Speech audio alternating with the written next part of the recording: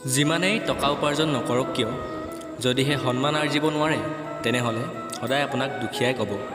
কিবা এটা বস্তুৰ প্ৰতি আসক্ত হ'বলৈ বেছি সময় নালাগে, কিন্তু সেই আসক্তি দূৰ কৰিবলৈ হ'লে গোটেই জীৱনটো গুচি যায়। সেইটো সম্পৰ্কই সঁচা যিয়ে পিঠিৰ পিছতো সন্মান দিয়ে। আপুনি কৰা কষ্টৰ ফল আৰু সমস্যাৰ সমাধানসমূহ দেৰিকৈ হ'লেও অৱশ্যেই পোৱা যায়। আপুনি আনৰ বাবে সদায় ভাল চিন্তা কৰক, তেতিয়া সেই সকলোবোৰ আপোনাৰ জীৱনলৈও ঘূৰি আহিব। আৰু এয়াই হৈছে আমাৰ প্ৰকৃতিৰ নিয়ম।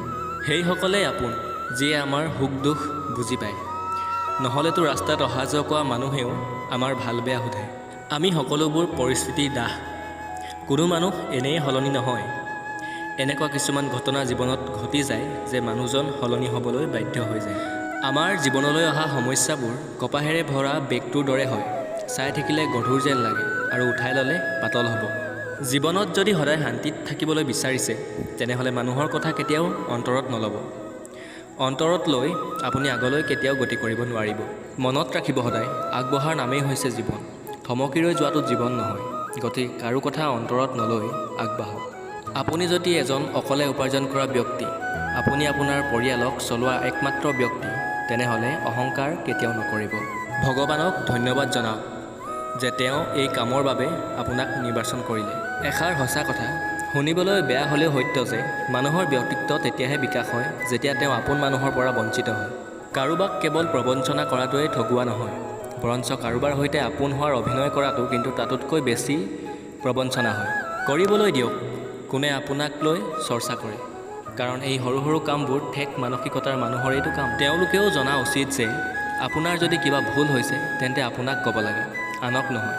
কাৰণ শুধৰাব লাগিব আপুনিহে, আনে নহয়। ভাঙি যোৱা বস্তুৱে বৰ দুখ দিয়ে, যেনেকৈ অন্তৰ, টোপনি, বিশ্বাস আৰু আটাইতকৈ বেছি আশা। মৌনতা আৰু হাঁহি, এই দুটা বস্তু বহুত শক্তিশালী। মৌনতাত বহুত সমস্যাৰ সমাধান হয় আৰু হাঁহিৰে বহু সমস্যাৰ পৰা হাত সাৰিব পাৰি। যিসকল মানুহ ঠগ প্ৰবঞ্চনা আৰু বহুতো দুখ পোৱাৰ পিছতো বেয়া পথত নাযায় আৰু নৈতিকতাৰ মাজেৰে নিজৰ কামসমূহ কৰি যায়, তেনেকুৱা মানুহ ভগৱানৰ আটাইতকৈ প্ৰিয় হয়। জীৱনত কেতিয়াও নিৰাশ নহ'ব। কোনে জানে কালিলৈ হয়তো সেইটো দিন আহিব যিটো দিনৰ বাবে আপুনি বহু দিনৰ পৰা অপেক্ষা কৰি আছিলে। মানুহে যি বিচাৰে সেই সকলোবোৰ কৰিব পাৰে যদি তাৰ বাবে মনোযোগ দি মনে বিচৰা বস্তুটো চিন্তা কৰে, তাৰ বাবে একেৰাহে কষ্ট কৰে। বুদ্ধি এৰি ভাৱনাত ডুব যোৱা লোকে জীৱনত মূৰ্খ হৈয়ে থাকি যায়, কাৰণ ভাৱনাই আমাক বেছিভাগ অদৰকাৰী কামৰ প্ৰতিহে আকৰ্ষিত কৰে। সেয়েহে বুদ্ধিৰ হিচাপত কাম কৰক, ভাৱনাত ডুব গৈ নহয়। নিজৰ প্ৰাৰ্থনা আৰু কৰ্মৰ ওপৰত বিশ্বাস ৰাখক। ভগৱানে আপোনাক সেই সকলোবোৰ দিব যিবোৰৰ বাবে আপুনি যোগ্য। আপোনাৰ লগত থাকি যিয়ে প্ৰবঞ্চনা কৰে তেওঁতকৈ আৰু কোনো শত্ৰু নাই, আৰু মুখৰ আগত যিয়ে আপোনাৰ বেয়া দিশবোৰ কৈ দিয়ে তেওঁতকৈ আৰু কোনো আপোন নাই। আনৰ সহায়ে আপোনাক ভিতৰি ফুফুলা কৰি তুলিব, আৰু আনৰ পৰা কৰা আশাই আপোনাক ভিতৰি দুৰ্বল কৰি পেলাব। নিজৰ শক্তিৰ বলত জীয়াবলৈ শিকক। আপোনাৰ নিজতকৈ আৰু ভাল বন্ধু কোনো হ'ব নোৱাৰে। এই কথাষাৰ একেবাৰেই সঁচা।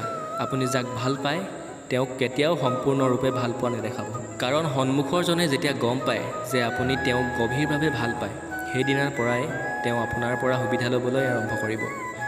যি মানুহৰ চিন্তাধাৰা আৰু স্বভাৱ ভাল হয়, ভগৱানে তেওঁ সহায় কৰিবলৈ কোনোবা এটা ৰূপত হ'লেও নিশ্চয় আহে। বুদ্ধি আৰু সময় যিসকলে একেলগে পায় তেওঁলোক বৰ সৌভাগ্যশালী হয়।